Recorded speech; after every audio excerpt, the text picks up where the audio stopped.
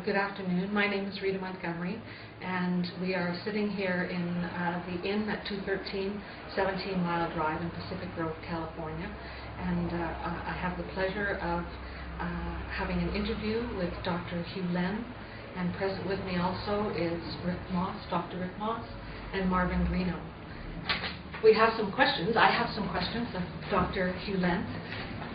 Please tell me, how do I pronounce your first name? Is it Heliakala? Is that right? It's E-A-L-E-A-K-A-L-A.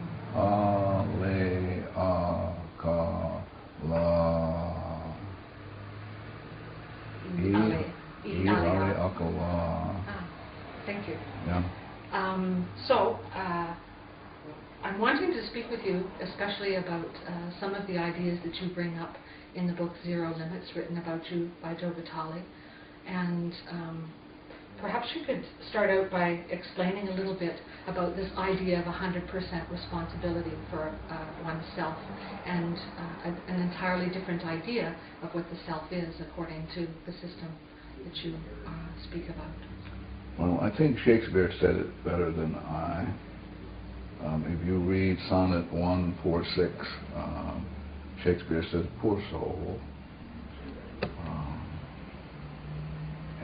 And so Shakespeare is saying the basic idea is that there are tragedies in our lives because we don't take a look at where the origin of the problem is, and it's always in self. So the tragedy being in life is that we're clueless and we repeat the same thing over and over and over again. And so when I work at, for example, when I worked at Hawaii State Hospital, working with people killed, raped, and murdered people, I had to ask the question, what is going on in me that I'm experiencing this? I'm experiencing a patient being violent, I'm experiencing staff going crazy, that sort of stuff. And so having to take 100% responsibility for that. What's going on in me that I'm creating this experience? And so I just do this cleaning, and the cleaning, the Ho'oponopono is about going into the self, and specifically into the subconscious, and where the data is. And since everything is run by information, so the information in my subconscious is dictating to me what I'm seeing, what I'm experiencing. It's like in Shakespeare's Tempest, where Miranda says, "Oh, woe is me to see what I see." So Miranda has this insight that she's only seeing with data. And so it is with me, and so it is with all of you. And so I just work on the data in me that I experience as, quotes, the other person. So if I see you as being crazy and goofy, it's only my experience of you. If I erase that, you can't be that way. Not possible. And so that's what I mean to be 100% responsible. Being 100% responsible is taking responsibility for what is going on in you that you experience of whatever. Could I ask you to clarify just a little point? You said, what is it in me that is experiencing this? Yeah. Could you clarify what you mean by experiencing? Do you mean perception? No, I don't even mean that. Perception is really an end product or consequence of data playing in the subconscious. So again, coming back to Miranda is saying, I only can see what I see because the data is seeing what I see.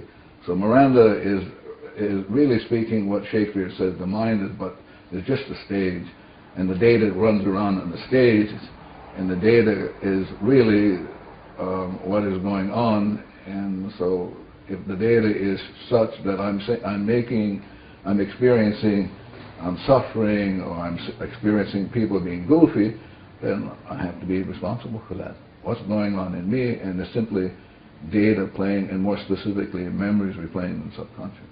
And those can be erased. Mm-hmm. I think that is probably the most profound thing about this Ho'oponopono, is that you could erase data. Could you give us an example of what it feels like or looks like for data to be erased, or is that not something that can be done in this kind of setting? I'm not sure what you're asking. Could you give us an example of cleaning? I mean, how do we erase the data within our own minds? Well, Is that something that could be Yes, discussed? of course. You can teach it. Trees can do it. Cars can do it. Anybody can do it. But the idea is the most fundamental question one needs to know is the question, who am I? And most people have no idea about who they are, and therefore are not allow the data in them to speak for them, as opposed to choosing to not have the data by erasing it. And so it's coming back to great sages like Jesus. Jesus said, love your enemies, and your only enemy is the memory replaying that you experience as a judgment, anger, resentment, hate, annoyance. And so the Ho'oponopono is about falling in love with the data and saying to the anger, I love it, saying to the memory that replays the anger, I love you, thank you for showing up, and give you one more chance to free you. And so the Ho'oponopono is just simply saying, I love you, thank you. When the data is erased, what is the self that remains? Is it a unique self that is God created? Is it individuated, or is it just pure self? So let me come back at you. So I would ask you, who's talking? Who's asking the question? Well, that would be the data, and Yeah. because the other part of me would know the answer to that. Yeah, but I'm saying since the data is talking, you can erase the data. So I'm saying to people, no matter if you have questions, you'll never be able to get at what is going on because the data is running you. And the idea is to get to we historically have come from this notion that you can decode things. So the Greeks come along, and Greeks said, well, let's examine, let's analyze. But the Ho'oponopono is not about examining or analyzing. Ho'oponopono is about letting go of the data. So when the data is erased, you are what Buddha called in the space of void, or what Shakespeare calls you're in the state of blank. And it is when you are in that state of emptiness, void, and blank, then this inspiration comes through. What quantum physics called the phantom force of nothing.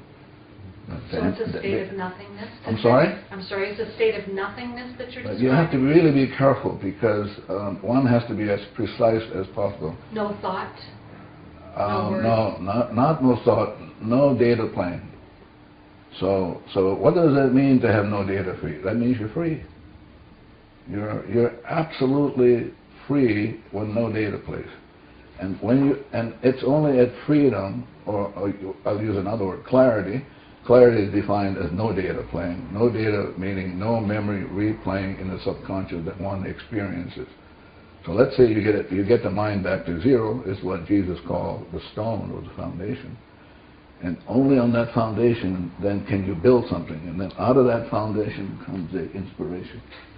And so you are moved by perfect information as opposed to being using dead information. Because most of the time we're dead.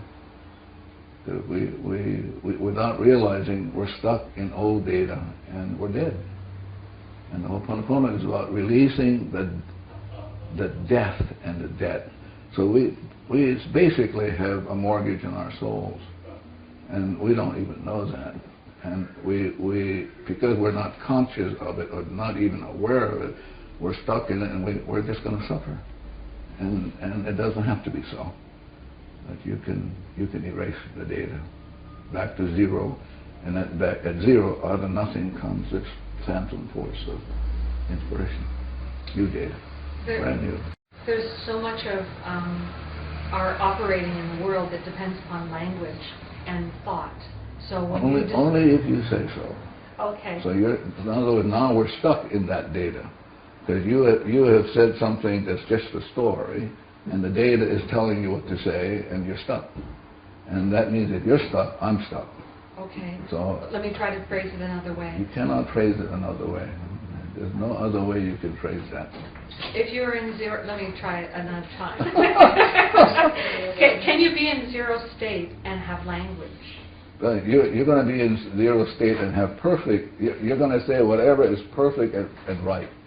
And everything, in other words, let's say you're at zero, that means the whole world, the whole cosmos becomes zero. That means everything gets enlightened. So So he gets enlightened, the chair gets enlightened. But they don't get enlightened from me. They get enlightened directly from the source. And so then the language is perfect. And it's a language in which you're not even aware. It's what the artists call inspiration. Like all of a sudden, Van Gogh or these great artists just do it. Well, how did you do it? I don't know. I just did it. Yeah. That's the language of love and art. Truth, beauty beyond comprehension. Yeah. If one takes responsibility for everything and everyone, everything that's going on in that person, yes, then the idea of free will, that each has a will to choose or a decision or to choose for themselves how they want to grow, change, heal, yeah. That would not be a point that you would recognize. Is that correct? Well, it depends on, again, we have to be really precise, so I'm going to come back and ask you. Please. So when you say free will, what does that mean? To me, it means the right to choose against what is natural, the right to hold on to one's programming, the right to separate oneself in one mind from source. See, what happens is that at any given moment, 11 million bits of information is playing, for which you are unconscious of. Yes. So it's driving you. So you don't have free will, but you have choice. The choice is, like Shakespeare is saying, to be or not to be free of the data. Mm-hmm. You have that choice, but the data is going to run you. The only question is, what data is going to run you? Is it going to be inspiration, or is it going to be memory, which is dead stuff? Mm-hmm. So that's the choice, but one doesn't have free will. Can I approach the question differently, because it's not... Yeah. Let's talk about the people at Hawaii State Hospital. Yeah. By changing yourself, you change them because they are part of yourself. Is the language correct? Well, I think what happens is like with you. Before I came here, I got the address, so I did the cleaning on the address. I did the cleaning on this camera and on your camera, because I don't know what he took before, and that will interfere with what's going on now. And so I'm taking 100% responsibility, because peace begins with me. So if I show up and I'm not peaceful, you can't be peaceful yourself. And so I'm only here because only for one purpose, and that is to make amends for whatever.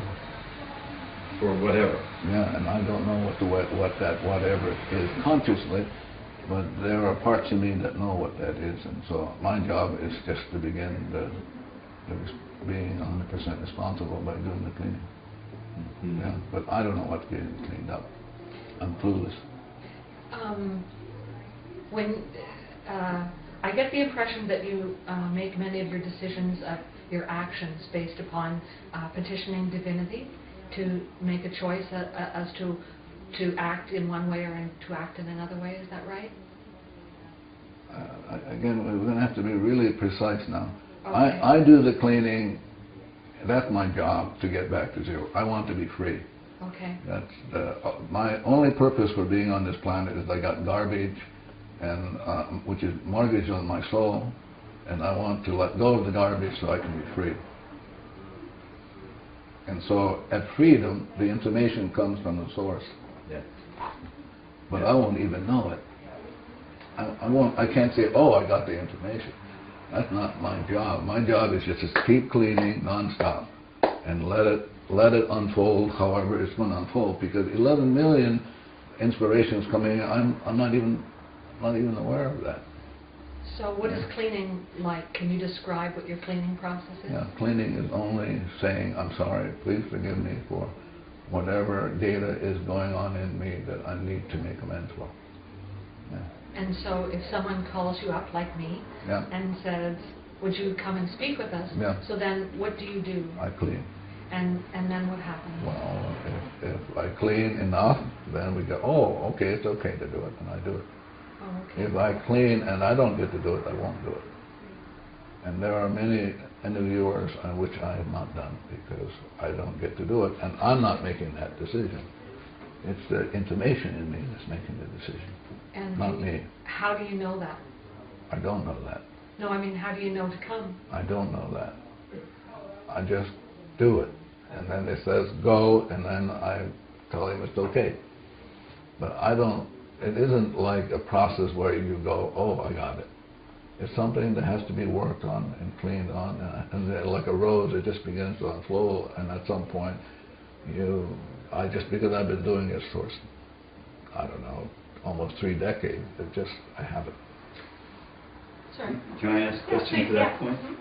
Do you believe it's possible? Some people believe they can ask a question and get a yes or no answer. There's psychokinesiology, there's the use of pendulums, things of that nature that allow one to perceive that they're receiving an answer. Do you believe that that's possible? Well, but I want to come back at you again. Please. For me, the reason I'm here is only for the purpose of cleaning. Okay, I'm clear about that. And so, the purpose of the cleaning is to free up the data. So I don't know exactly what you're talking about. If I were to use a pendulum, I would make sure that I would be data free, and then I would ask. Yeah. But the pendulum, if you're not at zero, you'll get funny answers. Based upon your own scripts and your ideas. I like that, but I would be more precise, based on memories, data in a computer bank. Yeah. Yeah. And so how would you suggest that people begin the enterprise of cleaning? I don't even do that. I just do the cleaning myself, and if people want to learn it, they show up. Yeah, like you. Here we go. Yeah. So Well, for example, in years ago, I had somebody say to me, "Convince me that I should take this class," and I said to him, "We don't do any marketing. I don't do any of that sort of stuff. I mean, it's a decision, a choice that you have to make on your own. I'm not here to make any money. If I was here to make money, I'm in the wrong business." Yeah. I've been doing marketing for you up and down the coast. I see. Just because I knew it was such a wonderful opportunity for people to meet you. Yeah. I'm still trying to wrap my mind around what the cleaning process is like on an experiential level. Well, again, you have data. Data I may experience the data as I don't like you. Okay, let's say that data says in my mind I'm going, oh my God, and I have to put up with this bullshit stuff. Right. Blah, blah, blah, and I go, oh, I get to clean with that. Right. What's going on in me? Right. And I didn't know I had it. Right. So I can say to that data in me, I love you. Thank you for giving me one more chance to let you go so that I can be free. Right. So the Ho'oponopono is about saying, I'm sorry, please forgive me. And then the I'm sorry, please forgive me can be said a different way. I love you, thank you, blueberries, M&Ms, the whole kit and caboodle. Yeah. But the notion is that it's my responsibility, totally. So it has nothing to do with you. Right. Yeah. And so you're talking to not the person, but to I'm talking to myself. Yourself. Yeah. Specifically, I'm talking to this inner child in me who is suffering because I'm holding on. So the Ho'oponopono is, you're asking questions, but it's an engagement process. Like you say, you're trying to wrap yourself around it. The Ho'oponopono is about letting go. Right. It's just let go, boom, the data goes, and all of a sudden you get inspiration to do something it never came out for you to do. Right. Yeah. In the introduction to Zero Limits, Joe Vitale talks about programs that go back to the beginning of existence. Yeah. Could you talk a little more about that? Yeah. When coming back again to Shakespeare, and when we were initially created at the beginning, we were nothing. Blank, no data, perfect in every way. Didn't have to think, didn't have to make money, didn't have to do any of this sort of stuff. So no data playing. And then out of that no data, which is what Buddha called void, up comes this, what Buddha called enlightenment, which is the source of the light. And then that source of the light decided, and I don't know why and how come, and I'm not interested, decided to create each one of us. And created each one of us infinitely zero. So that's how we began. And so what does it mean to be infinitely zero? It means we experience heaven on earth, nirvana, art, beauty, love, until something came along. And it brought darkness. Yeah. Yeah. Are you in that state of bliss, nirvana? If I was in that state, I would not be here sitting with you guys. I'm here because I have stuff to let go. But clearly you've had a considerable degree of success based upon your having emptied a psychiatric hospital. I don't know what that means, success. Assisted in a healing for people. No, I didn't assist. I only took care of me. I'm responsible. I wasn't interested in them. They just came along in my life and said, "Hello, you got stuff you should let go." I said, "Oh, okay." So I didn't do it for them. They're just mirrors then to yourself? More importantly, more specific, more precisely, that we had shared memories. Ah. Yeah. Yeah. So this notion about healing people is bullshit stuff. I didn't do that. I'm only here to clean up what was going on in me that kept him goofy, that kept him stuck in the hospital. That's what I came. I came along to do that, to do it on me, not them. And if they benefit, okay, but that wasn't my orientation. That wasn't my focus. My focus was to be free. Yeah. So anyone who comes in front of you in any way, Or before, you have a relationship with that person you on some level. have shared data. And do you feel a sense of compassion towards the people that you... You're funny. What does that mean, compassion? A heartfelt connection. You want me to be deadly honest with you? Yes, please. It's bullshit stuff. It's like when you're free at zero, you have nothing. You're free. You're not even in love. You're not having any of this stuff you hear, the garbage that you hear. You're nothing. That's what Jesus said. Jesus said, listen, seek ye first the kingdom, which is nothingness, and you shall see God. That's what I'm interested. I'm interested in seeing the God in you guys. Okay. I'm not interested in. So if I see the God in you, then I'm okay.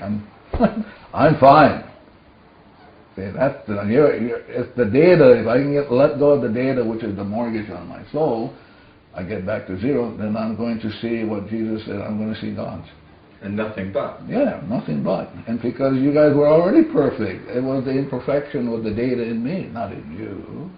So this notion about saving or clearing out the hospital is funny. The whole universe laughs. That universe is not interested in saving anybody. The universe is interested in one being 100% responsible. Then the universe will sing, Hallelujah. But did that event happen then? That was I'm sorry? The event that's described in the book about you working in the psychiatric hospital. What about it? Did it happen? What happened? Did it so happen that you did cleaning on yourself, and that those people were healed and moved on? Let me be really more precise. It's very important to be precise. When I showed up at the hospital, it isn't a job I wanted to do. Right. But I had a friend there who said, we need some help. And I said, well, I can do it. Just give me the names of the people. I can do it from wherever. I don't have to be there. Well, we can't do it because it's confidential. So I said, okay. And maybe after a year or two, I finally relinquished and went. And so when I showed up, all the seclusion rooms were used. And there were people, several people daily in restraint, physical, that sort of restraint. There was really verbal and physical violence on the ward. So I just did my cleaning. What was going on in me that I'm experiencing? Like the toilets flushing with nobody on them, a shower turning on with nobody, you know. And so I just began the cleaning, and months later, without making an effort, the seclusion rooms went. Nobody ended up in the seclusion rooms. The violence stopped. Whereas it would take several years, the turnaround time for people to go home, they were going home. Maybe after I was there about 4 years. Maybe the turnaround time was 3 or 4 months. And so it's essentially, that's what I did, just work on myself. Yeah. So, whereas they didn't have any kind of work program, we started doing things like making cookies. Started on, that was a wonderful project. Can you imagine? Supposedly, all these crazy people making cookies, you know? But making cookies, polishing shoes, washing cars, things that nobody ever thought of doing. And I didn't plan it. It just did it. I didn't go, well, let's see whether we can do something, make a new job. It didn't happen that way. So what? I'm sorry. And then no one could leave this unit without a physician's signature. But maybe, I don't know, a year or two down the road, we were able to have a jogging program, tennis program. Yeah. But I didn't do anything. I just was clean on myself and just kind of watch and then be awed by what God can do. Huh? Wow, I should do more cleaning, huh? Instead of being annoyed and irritable. Yeah. Certain people would end up certain staff would come on the ward and the ward would go crazy. I would notice that, so I would clean with that. As opposed to, I notice when Mrs. What's-Her-Name comes, everybody goes crazy. Oh, what's going on in me when Mrs. What's-Her-Name shows up? And what's on that? Yeah. And does this go to past lives, or do you not deal with past lives? I don't deal with that sort of stuff. I just deal with memories. What's going on in me that I'm experiencing this? Yeah. Now, there may be those things, that'll come up, but I'm more interested in just targeting what's going on in me data-wise that I'm experiencing you. So if I'm experiencing you, however, 11 million of which I'm not even aware of that I'm experiencing you, I'm willing to do the cleaning because I'm clueless. Absolutely clueless. Yeah. Have you, Dr. Hew Len, had the experience of setting your intention to do cleaning on a situation? Say someone who was, within yourself, someone came in front of you who was terminally ill, and you did some cleaning within yourself, but the person still died. Have you had the experience? I don't know what you're talking about. This notion about intention, again, is a concept that's just database. Nobody has intentions. This notion, I mean, the people who make a lot of money don't intend to make a lot of money. They just do because there's some data in them that creates it. But to claim that, see how good I am, but you look at the financial situation. The people who are supposedly good wrote all these books. Well, we're finding out they were otherwise. So I don't, the notion of intention is foreign to me. I don't know what that means. Okay, maybe I'll use a different word then. Have you been in a circumstance? All the time. Where someone makes all the time. And so... All the time. I just came back from Japan. I had this woman come up to me, and little lady, and beautiful lady. She said, I had been diagnosed as having terminal cancer. I'm going to be dead in 3 months. And so I just did a cleaning. She came up, she looked at me, she hugged me. As I hugged her, I did the cleaning. But listen, I'm not God. Sure. But I mean, I'm not God. I'm not here to save anybody. That's the divinity's job, not mine. Mm-hmm. My job is to say, I'm sorry, please forgive me. Mm-hmm. I'm not here to act as God to say, well, if I clean, I can save you. Don't do that. Can you tell us more specifically what you did within yourself when that woman with cancer showed up? Yeah. What did you clean within yourself? Yeah, so I said, as I was hugging her, I said to the divinity, thank you for giving me this opportunity for this lady to come up so that I can look at myself. What's going on in me that I would like to make amends for? And so I said to the divinity, I'm sorry for whatever's going on in me, and there are specific cleaning tools I use that are unique to me. But basically, I'm asking divinity, I'm sorry, please forgive me for whatever's going on in me, that this woman should show up in my life, experiencing her saying to me, I've been diagnosed. Now, one of the things I had to work on, because I just had to work on this whole judgment about somebody saying that somebody's going to die in 3 months. Mm-hmm. I had to work on that one. Yeah. And again, people can't help. If a doctor says you only got 3 months to live, he can't help it. That's the data in him. Mm-hmm. So now the question is, at some point, who's going to start deleting the data? But it's so easy. Can we delete all the data? I'm sorry? Can we delete all the data? That's the divinity's job, not mine. My job is to appeal. Divinity's job is to erase. So I can't say to divinity. Like occasionally I say, "Come on, hurry up, hurry up." Did Buddha delete all the data as far as you can tell? You'll have to talk to Buddha. So, when you think of enlightened masters on the planet, you don't necessarily think of them with data deleted then, or do you? No. I'm more interested, like in somebody else. I'm not interested whether Shakespeare is a risen master. I'm more interested in some insights that I could use to get some of these ideas across. For example, Shakespeare's, I think the notion that poor soul, how does that, poor soul, these rebel powers that be arrayed. So Shakespeare's already said, hello, the sin, or the error is in the soul. So I go, oh, yeah, that's sure. It's not out there someplace. It's a rebel power, what Shakespeare called for, be moan, grievances for gone. It's played before, it's going to play again. The tragedy is, we don't know that. That's the tragedy. We don't know that the data runs us. That's the tragedy. And so we're going to repeat it over and over.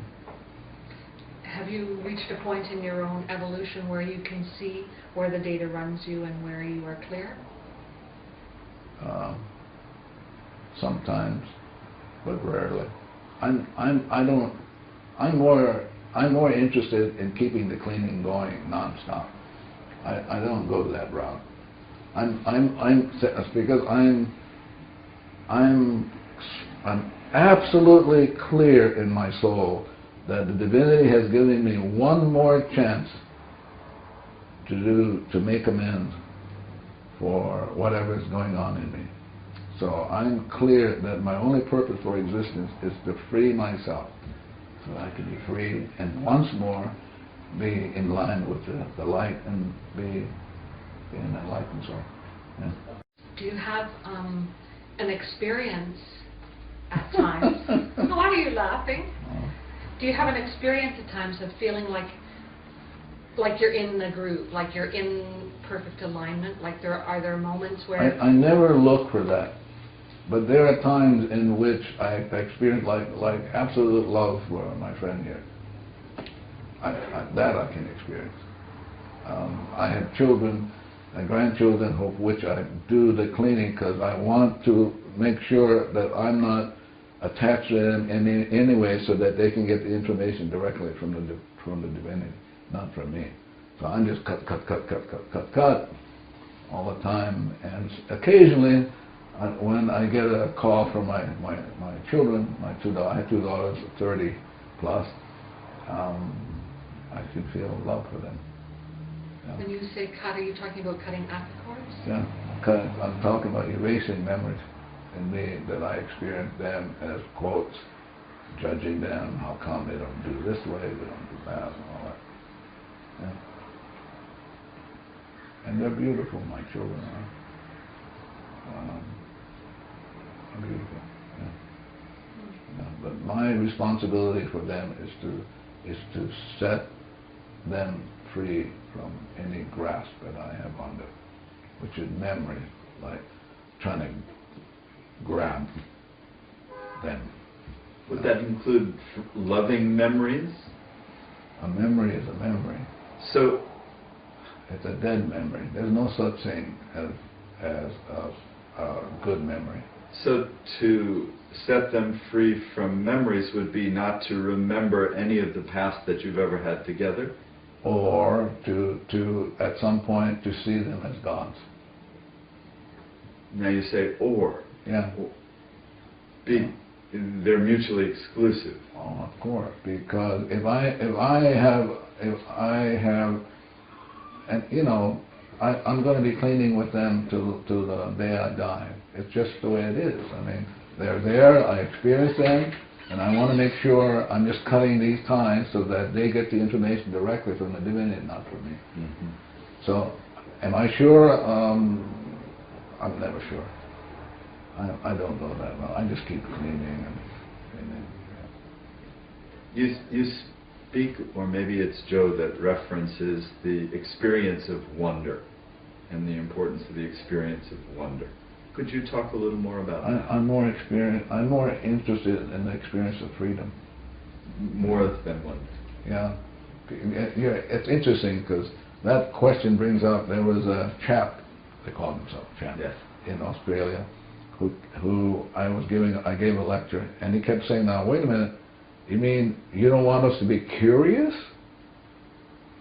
That's his comeback. I said, well, to be at zero, you can be in awe, but if you want to take curiosity instead of awe, be my guest.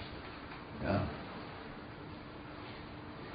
It's hard to put things down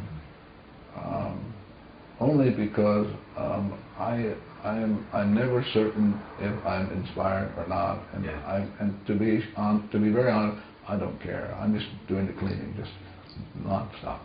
Yeah. So I don't have any intentions to. For example, people will call me. I used to do these things. I don't do anymore. There's a young man in Hawaii who he's having a very difficult quote. His mother is saying he's having a difficult time. People don't like him. He's not doing well at school, and so as I'm reading the email, I'm doing the cleaning. What's going on in me? This is showing up. And then she asked how to help him, and I had to remind her, you're not helping him. It's only about you. What's going on in you that you're experiencing that way? And do you take individual clients? I used to, maybe 20 years ago, but I don't do that anymore. Yeah. Better that they should learn how to do it on their own, huh? Put us out of business so we can be vacationing here in Monterey instead of trading around the world. Yeah. I'm curious, what in you is creating your commitment to such a rigorous teaching schedule?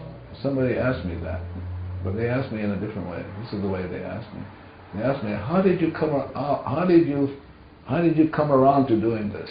And I said, I don't know. Life is a mystery, and I just happen to be here in this moment, and there are all the forces, and I have no idea how these forces brought me here. But I'm clear though, I'm here to clean with you chair, the board, this guy, the camera, that thing is going to get on the internet, gonna get on shows, and the shows are all generated by oil. You know that, right? You have a cell phone? Yes. You know what the source, the power of that cell phone is? Oil.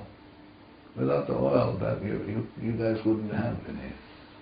Couldn't generate a cell phone message. It all goes back. So I'm cleaning with that. The rape of Mother Earth. I know. We're raping Mother Earth, but we can't help it.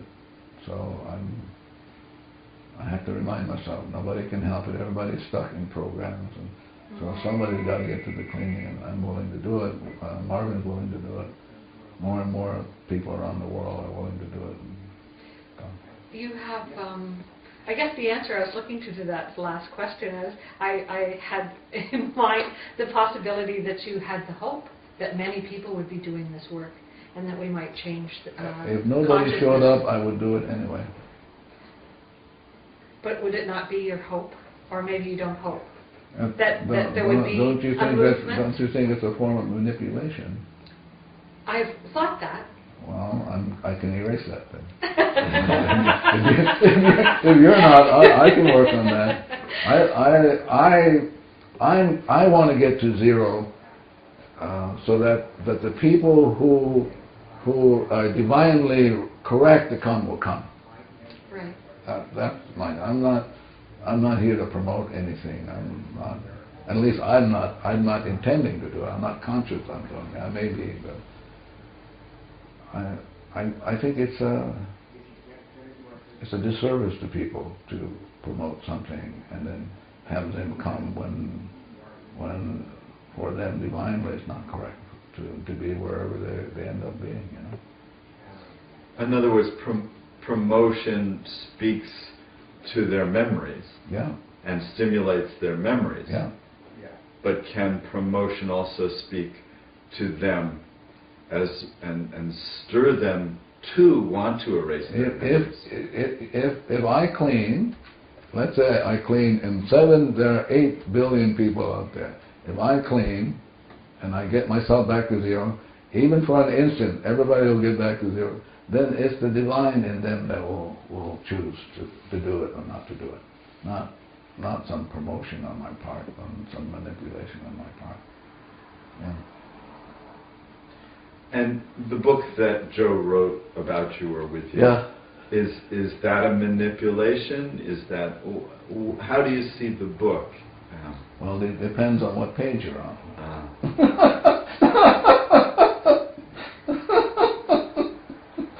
Yeah, depends on what page you're on.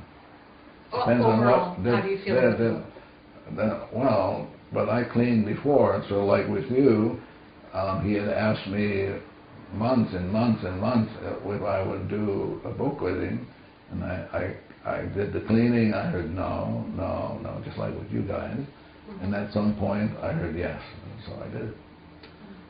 Now I'm responsible for every point and every letter in the book, so there are people who will ask me certain things, and having not read all of the book myself,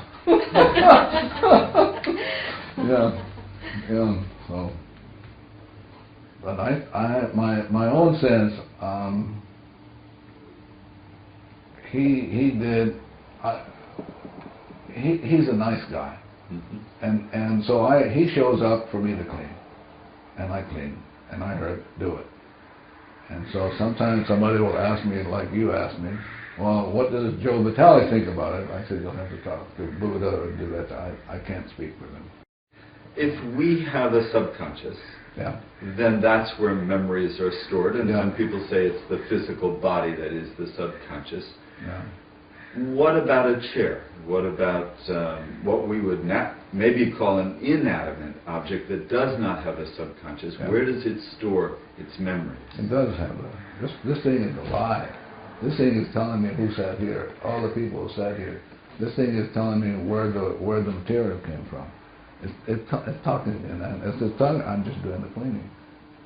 So this chair, like you, has the 3 cells. It has the superconscious, conscious, and subconscious. So it isn't. There's no such thing as an inanimate object. If, for example, you can talk to the camera, you can say to the camera, "How many cameras do you have about it. So you can say to the camera, well, we're gonna take this guy, Hew Len, so can you, well, what do you think about that? You can talk to the camera, and the camera will tell you. No, I don't know about that. And then let's say he knew how to do the cleaning, and said, well, let's do the cleaning, and so he does the cleaning, and maybe the camera will change his mind. So when photographers say the camera loves you, they're speaking more than they know. Absolutely. Absolutely. Absolutely. Even I had to show you how goofy this thing can be, I had a friend of mine who married a guy who wasn't doing very well in the construction business, and then when like 40,000 he made, and then maybe 3 years later after she married he made 3 million. But she knew that her job was to work on all of the projects, talk to all of the projects. And so one day he was having trouble, I think, putting up a scaffold or something. And so she did the cleaning, and she heard the nails. She heard the nails, said, we just can't get along. Can't get along. So if you can't get nails to even get along, then you can't put up a scaffold, you know. The scaffold won't work. So the idea is you have to be able to talk to everything. Get them ready. Like little children, you have to say, okay, here we're starting a new project. Here's the address. Here, and then you begin the cleaning right away, and then the right subcontractors will show up. I mean, and the right banking will show up. The right whatever. But everything is alike. Yeah, so everything has the three selves. Yeah. I've seen the kind of process happen that you're describing, where everything just drops into alignment with a plan. But how is it, would you encourage everyone to learn to have the facility that you have of talking to furniture and talking to a plan and talking to all the forces that go into making something work? Whoever shows up over the weekend and at this lecture, I'm going to talk about that. Yeah, but I'm not going to yell at the rest of the world and say, come on, I have something I'm going to tell you about this. You could really use. That's an imposition. Yeah, it's an imposition.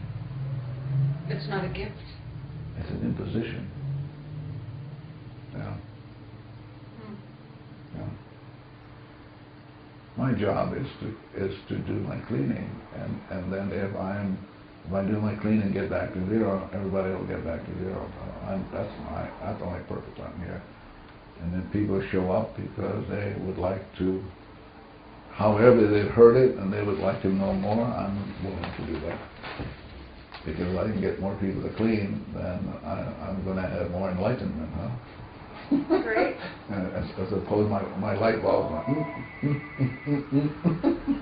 My children say, Dad, your light's out. So thank you. Are there certain activities that you engage in life that help you to get to zero more than others? Yeah, like eating cleaning foods, drinking liquids that are cleaning, having plants in your environment that clean, of course. Yeah. When you are doing cleaning, are you going into an altered state of consciousness? No. You're just doing it from your conscious mind and trusting that... Well, I'm hoping, I'm doing it consciously, but I'm hoping I've talked to my subconscious, who is a computer bank, that the subconscious has heard me enough, I've fallen in love with it, and has asked it, please help me with the cleaning. And so I've downloaded every information that I know about the cleaning, and so my subconscious knows it, and it will do the cleaning. So, are there any guides or angels that help one with cleaning? If you eat blueberries, for example, blueberries erase memories and open up angelic kingdoms. Yeah. Could you speak to us a little about angelic kingdoms? What would you like to know? Are there levels to them? Do they interact with humans? I don't know those things. I don't know that route. All I know is one day I was cleaning years ago, and And then he said, why don't you try blueberries? I said, okay. And I said, well, what do you say? I said, well, I could see the angelic kingdom. And then that was it. The discussion ended. I didn't hear whether they were levels, or they were stretched out. I didn't hear any of that. Do you mean like nature spirits when you speak of angels? I don't know what that is. Like people say that there are little people that are guardians of plants and the earth. No, I'm talking about angelic kingdom. Other universes, other dimensions that open up, stretch open. So you eat one blueberry, just stretches, and your mind goes, wow. Yeah, and you may not be conscious of it. That's the 11 million for which you're not conscious. Right. And it's different with blackberries than blueberries. I don't know about blackberries. I know blueberries.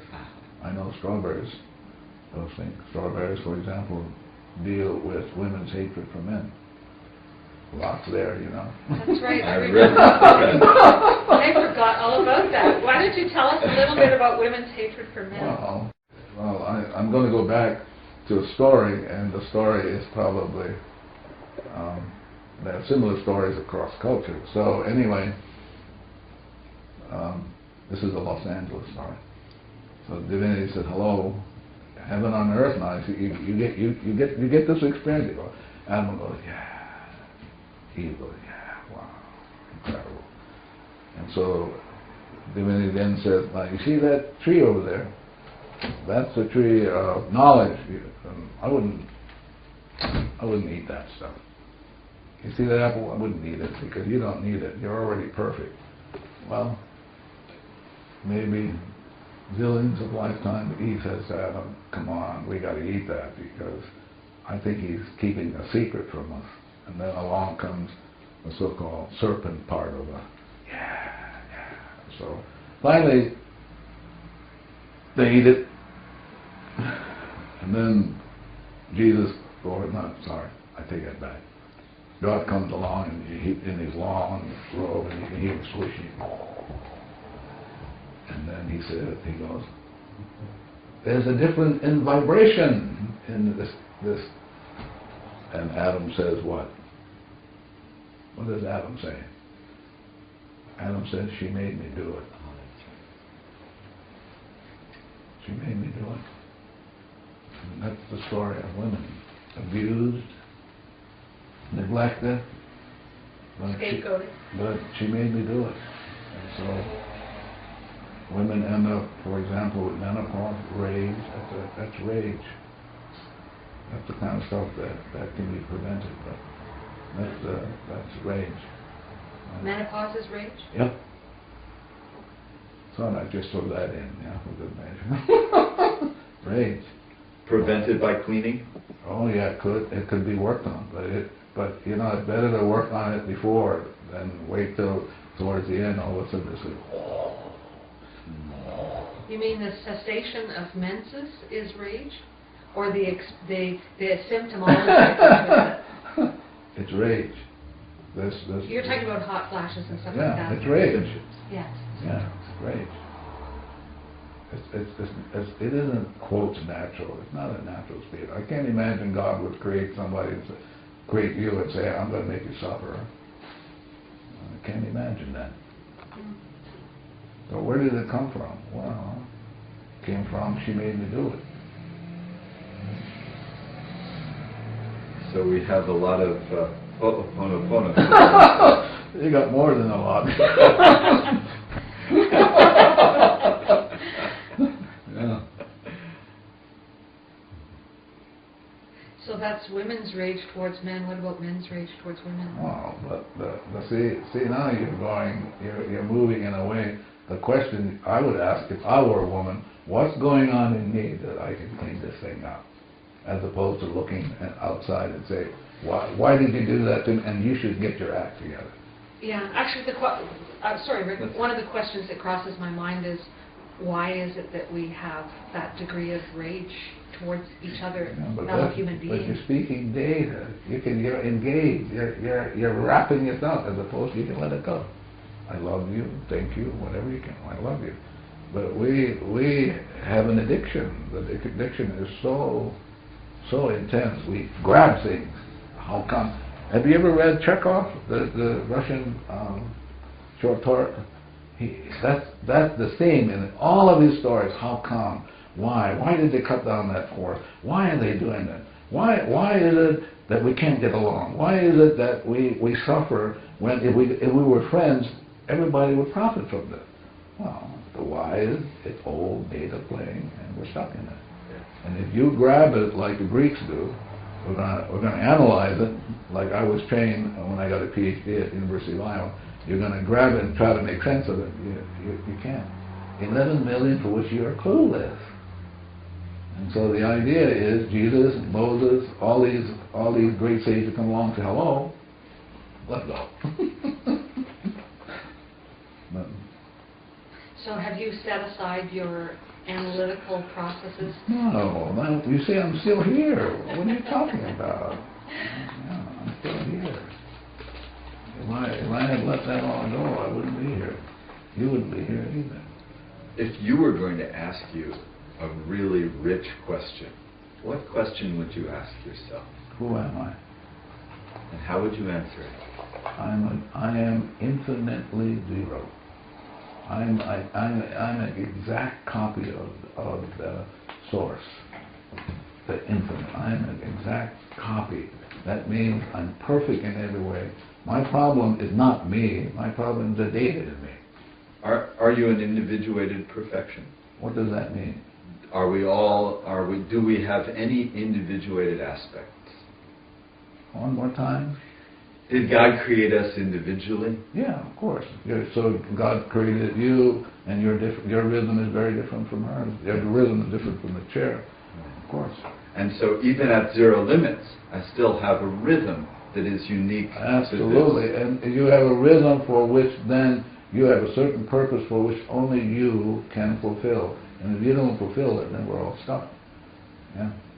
But each of us, like Marvin and me, this chair, we have been given the gift of this lifetime to take ourselves back. What Shakespeare says, to thine own self be true. And who are we? We are like an exact likeness of the divine, which is we're zero infinite.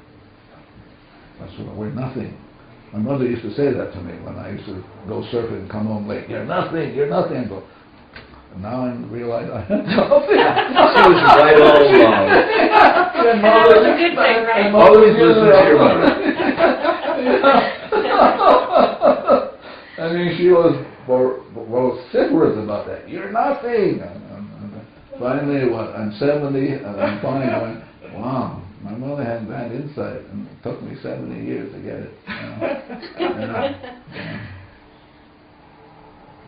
Is this, I know that this is a revised version of Ho'oponopono that you work with, and I'm wondering whether or not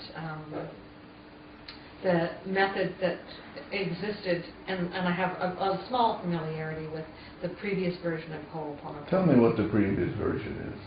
My understanding of it is that a group of people would get together if there were misunderstandings among them, and there would be a person standing in as a facilitator, and it would depend upon that. More like a guard.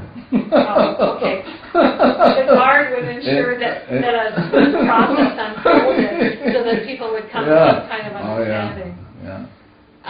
In some workshops that I've taken that have been about Huna and there's no such thing as Huna. Oh, there isn't? No.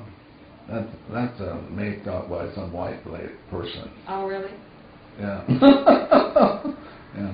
Go ahead. I'm sorry. Well, I was wondering if in the previous version, the earlier version of Ho'oponopono, before Hawaii was infiltrated by foreigners, Visited by foreigners. Yeah.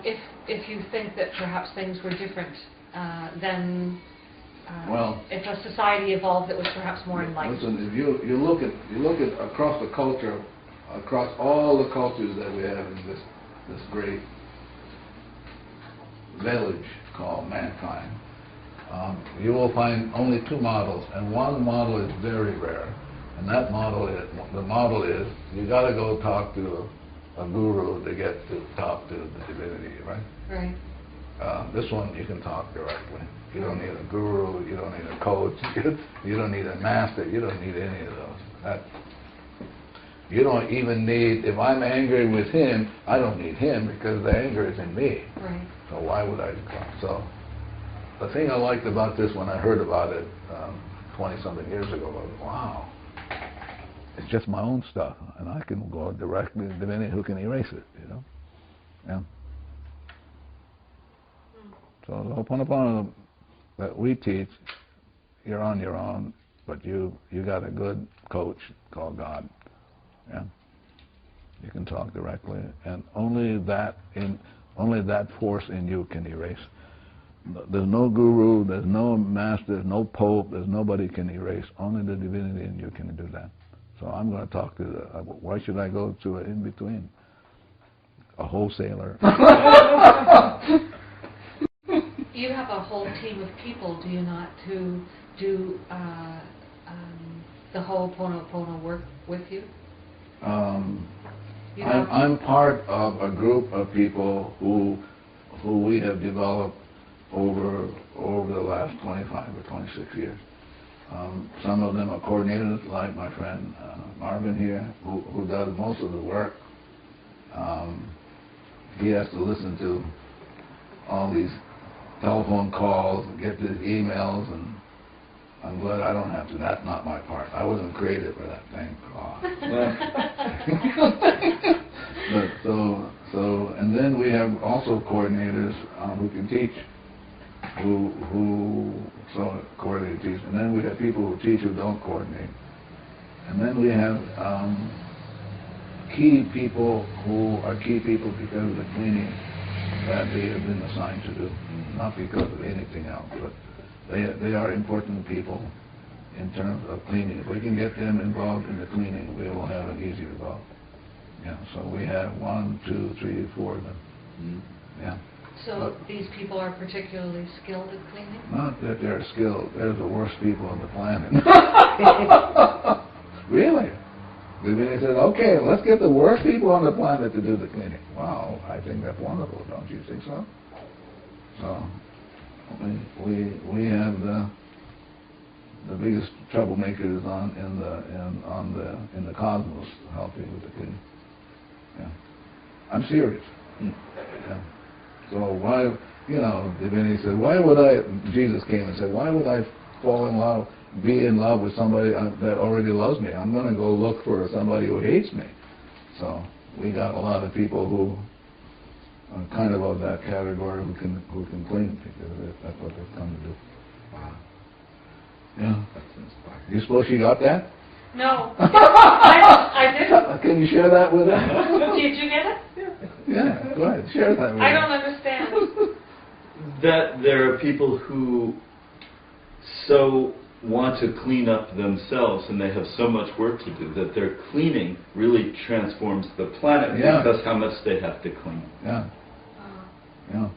And without their cleaning, it would take a longer. They are big vacuum cleaners. Yeah.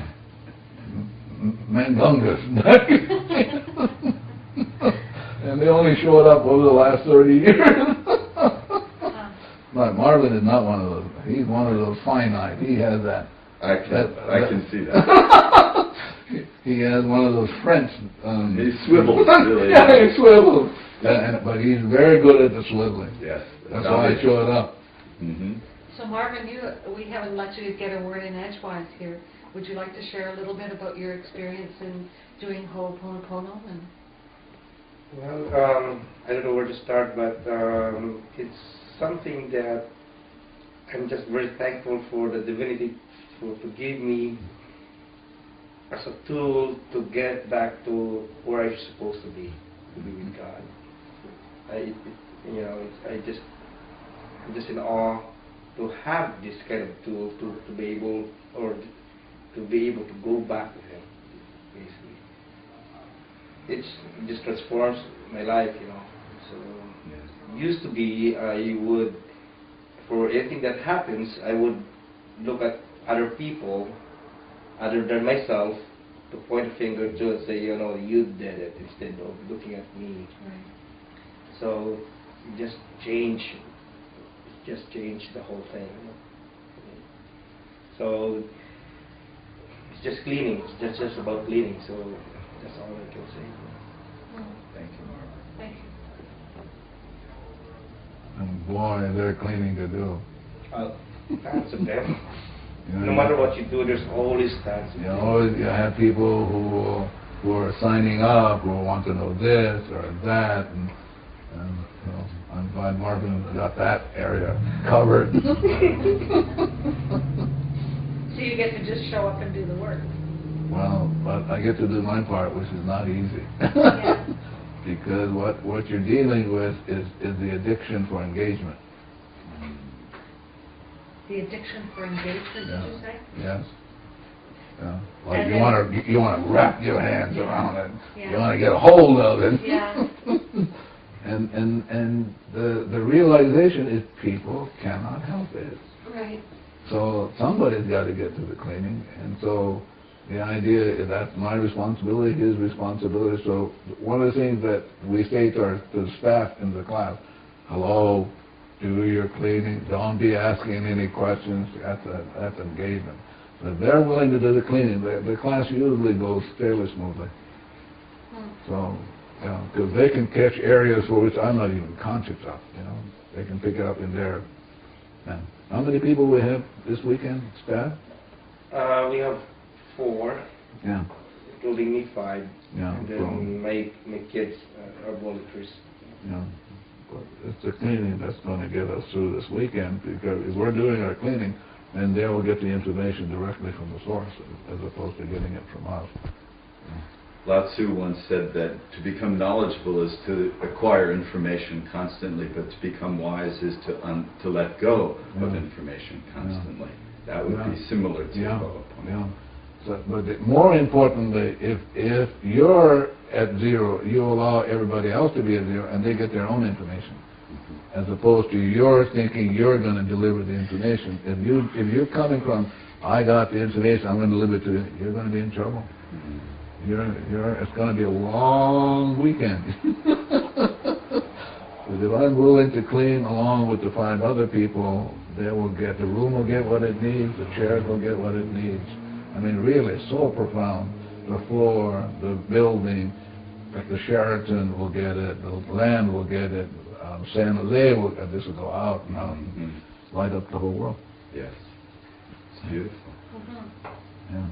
Tough to do. Yeah. Yeah. There was a point in Zero Limits where you mentioned, where it is mentioned, I like that better. Yes. that when you were doing cleaning, sometimes you would feel pain in your body. Yeah. And I've been working with I Love You, I'm Sorry, Please Forgive Me, Thank You for, with a fair bit of dedication, not as much as you probably, but for about 8 months now. Yeah. And I noticed times where I would feel, it felt like I would describe it as an energy knot that would congeal and harden and intensify in my body. And as I kept on doing cleaning, that it would sort of dissipate. Is this a common pattern that you... I think it's different for everybody. Yeah. That's the thing I love about the Ho'oponopono, is that there's no one program for everybody. Everybody is their own program. And so the program is to really erase the data, to get everybody back to 0. And once they get back to 0, they'll be awed by who they are. They'll fall in love with themselves. They'll be grateful. Like the word aloha for the Hawaiians. Some Hawaiians, I should be careful. Some Hawaiians, when you say aloha, you're actually saying alo means to be in the presence, and ha means God. So when people say aloha, you're actually saying I'm in the presence of God. So the Ho'oponopono is to be in the presence of God, and you have to recognize that everything is really God-made. And if you mess around with them, it's going to come back and swat you. Okay? Best to say, ah. Yeah. Do you meditate, Dr. Hew Len? I meditate with my eyes open. Yeah.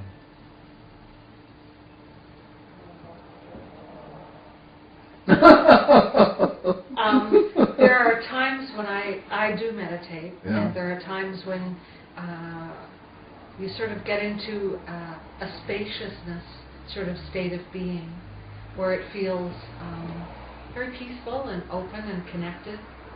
And I'm just curious if that is a state of being that would be similar to what you're describing. Maybe unique to you, maybe unique to other people. Other people will get it differently. We will be teaching a meditation process in this weekend's class, but the meditation is about cleaning. So let's say we take it through, and you sit there, and people. There was one lady in Australia would say, "But what do you focus on?" I said, "You don't focus on anything, but you got to focus on something." I said, "Well, be my guest." But basically, you go and you do the meditation, so that whatever comes up will get cleaned up. As long as you're in that meditation, you can bring it to an end. But as long as you're in that meditation, it's a cleaning process. You're sitting there, and all kinds of stuff will come up. It's going to get cleaned up. As opposed to sitting there and going, "Oh my God, do I have to put up with that thought form?" But not the Ho'oponopono. Ho'oponopono, everything is about cleaning, including the meditation. That's why I love doing it. I do it zillions of times a day, just like that. Yeah. But I only do it for cleaning. I really want to get back to my original state, which is purity of heart. Yeah. Yeah. But I think the most important question is, who am I? If you have no idea about that, you'll always suffer. You can't get home. You can't get home. I mean, that's the most important question in creation. Who am I? Yeah. So the Ho'oponopono is about saying, "Oh, this is who you are. You're perfect already. The garbage that you're experiencing is not you, just data." They go, "Huh?" And then they go, "Wow, thank God." How about guilt, Dr. Hew Len? Data. What about, I was doing a class with Joe Vitale, and something phenomenal happened. Something that I was moved by. So towards the end, a man in the back of the room says, how do you, I think, not quite if I'm doing it correctly, accurately, how do you clean with if I have the experience of having sexually molested my granddaughter? I went, wow, there it is. That's the truth, like nobody's business. So I had a chance to clean with that. And he did it kind of like, up it came. And I thought it was beautiful. Yeah. What are some of the most wonderful experiences that you've had over these 30 years? Probably realizing more and more that this lifetime is really a gift. And it's a gift for cleaning. It's a gift of going home. It's taken me years to kind of realize that this lifetime is truly a gift from the divine, and it's a gift to make amends, and I'm willing to do it. Yeah. I've met some interesting people over the years, but I would say that probably for me is realizing that this lifetime is really a gift. And another gift is the cleaning process. Another gift is identity.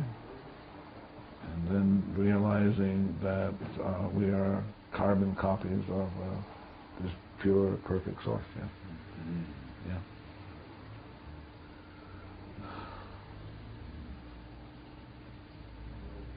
Yes. Do you have experience of moments or blocks of time where you feel yourself as source? As what? As divinity? That being in a state of consciousness, perhaps where you would be merged with your high self, your conscious mind and your high self would open up a window of perception? I have moments of feeling love for myself. I have moments of feeling love for my children. I mean, a kind of love where you have no attachments. That I have this experience of experiencing God's love for my children. I've had that experience. I've had the kind of experience of God's love for me. Is it possible that God is the only thing that loves? Oh, that absolutely so. So God is love. Everything else is a mimic. I've heard it said that love is looking with the eyes of God and seeing God. Yeah, but that's what Jesus said. Seek ye first God. Blessed are the pure in heart. 0, therefore they shall see God, but the God in them is seeing God. And I've had those experiences. They've come and gone. Mostly I feel like caught up in data and so, which I need to clean. Yeah. When you travel the world, you're always apt to have a lot of garbage come up. Yeah. Like one of the garbage I deal with, and I clean with it before I show up, and I've been cleaning with it for almost 3 decades.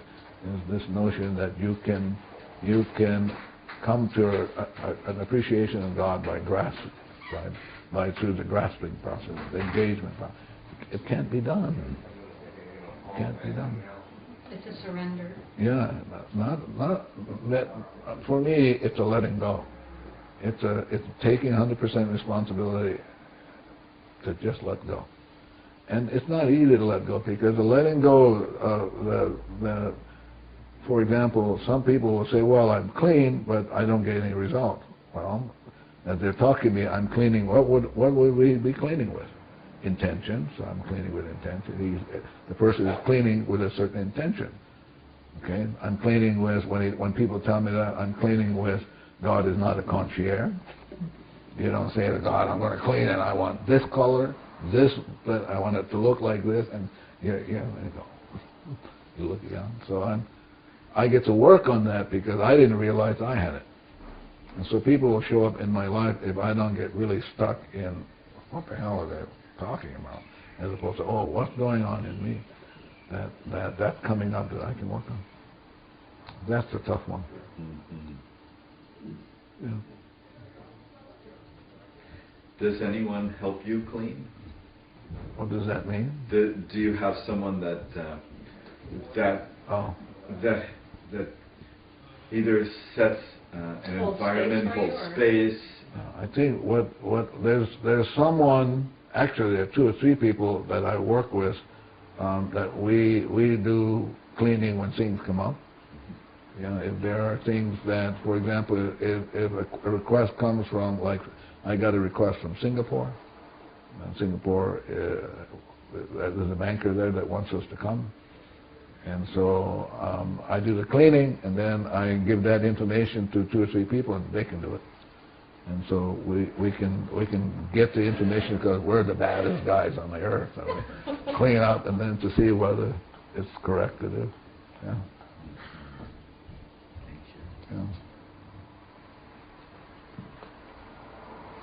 Thank you so much. Thank you so much. Not at all. Not at all. I enjoyed it. I'm grateful. Got a chance to clean. All good. I've heard the questions before. I'm sure you have. Yeah.